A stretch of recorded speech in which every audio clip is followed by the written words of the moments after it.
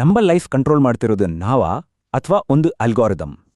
ನಮ್ಮ ದಿನದ ಪ್ರತಿಯೊಂದು ಕ್ಷಣವನ್ನು ಕಂಟ್ರೋಲ್ ಮಾಡೋ ಆ ಅದೃಶ್ಯ ಶಕ್ತಿ ಅದೇ ಆರ್ಟಿಫಿಷಿಯಲ್ ಇಂಟೆಲಿಜೆನ್ಸ್. ಬೆಳಗ್ಗೆ ಎದ್ದ ತಕ್ಷಣದಿಂದಲೇ ಇದರ ಆಟ ಶುರು. ಸ್ಮಾರ್ಟ್ ಹೋಮ್ಗಳಲ್ಲಿ ಎಐ ಪವರ್ ಮತ್ತು ಸೆಕ್ಯುರಿಟಿ ಎರಡನ್ನೂ ಆಪ್ಟಿಮೈಸ್ ಮಾಡುತ್ತೆ.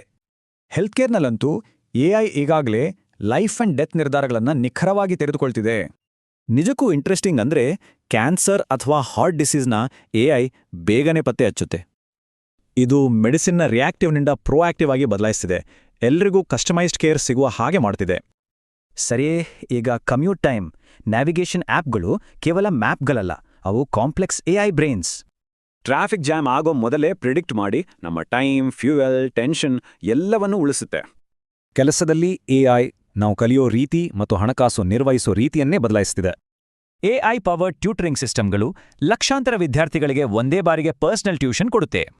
ಇದು ಒನ್ ಟ್ಯೂಟರಿಂಗ್ ತರಾನೇ ಪ್ರತಿಯೊಬ್ಬ ಸ್ಟೂಡೆಂಟ್ಗೂ ಬೇಕಾದ ಫೋಕಸ್ ಕೊಡುತ್ತೆ. ಹಣಕಾಸಿನ ವಿಷಯಕ್ಕೆ ಬಂದ್ರೆ ಎಐ ಒಂದು ಸೈಲೆಂಟ್ ಗಾರ್ಡಿಯನ್. ಫ್ರಾಡ್ ತಡೆಯುತ್ತೆ, ದುಡ್ಡನ್ನೂ ಇನ್ವೆಸ್ಟ್ ಮಾಡುತ್ತೆ. ಈ ಪ್ಲಾಟ್ಫಾರ್ಮ್ಗಳು ಎಕ್ಸ್ಪರ್ಟ್ ಇನ್ವೆಸ್ಟ್ಮೆಂಟ್ ಸಲಹೆಯನ್ನ ಶ್ರೀಮಂತರಿಗೆ ಮಾತ್ರವಲ್ಲ, ಎಲ್ಲರಿಗೂ ಸಿಗೋ ಹಾಗೆ ಮಾಡ್ತಿವೆ. ದಿನದ ಕೊನೆಗೆ ರಿಲ್ಯಾಕ್ಸ್ ಮಾಡೋಣ ಅಂದ್ರೆ ಇಲ್ಲೂ ಕೂಡ ಎಐನೇ ಕಂಟ್ರೋಲ್ ಮಾಡುತ್ತೆ. ಇಲ್ಲಿ ಒಂದು ಮುಖ್ಯ ಪಾಯಿಂಟ್. ನೆಟ್ಫ್ಲಿಕ್ಸ್ನಲ್ಲಿ ನಾವು ನೋಡೋ 80% ಶೋಗಳು ಎಐ ರೆಕಮೆಂಡೇಷನ್ನಿಂದ ಬಂದಿರೋದು. ಟಿಕ್ಟಾಕ್ನಂತಹ ಪ್ಲಾಟ್ಫಾರ್ಮ್ಗಳಲ್ಲಿ ಯಾವುದು ವೈರಲ್ ಆಗಬೇಕು ಅಂತ ಡಿಸೈಡ್ ಮಾಡೋದು ಪವರ್ಫುಲ್ ಎಐ. ಹಾಗೆಯೇ ಅಮೆಜಾನ್ನಂತಹ ಸೈಟ್ಗಳಲ್ಲಿ ನಮಗೆ ಮುಂದೆ ಏನ್ ಬೇಕಾಗಬಹುದು ಅಂತ ಎಐ ಪ್ರಿಡಿಕ್ಟ್ ಮಾಡುತ್ತೆ. ಸೊ ಬೆಳಗಿನಿಂದ ರಾತ್ರಿವರೆಗೆ ಎಐ ನಮ್ಮ ಲೈಫ್ನ ಒಂದು ಇನ್ವಿಸಿಬಲ್ ಆದರೆ ಇಂಪಾರ್ಟೆಂಟ್ ಪಾರ್ಟ್ ಆಗಿದೆ.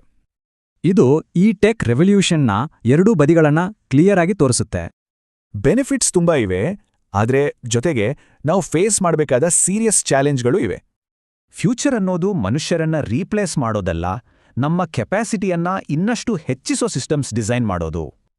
ಇಂತಹ ಟೆಕ್ ಅಪ್ಡೇಟ್ಗಳಿಗಾಗಿ ಫಾಲೋ ಮಾಡಿ ಮತ್ತು ಸಬ್ಸ್ಕ್ರೈಬ್ ಮಾಡಿ.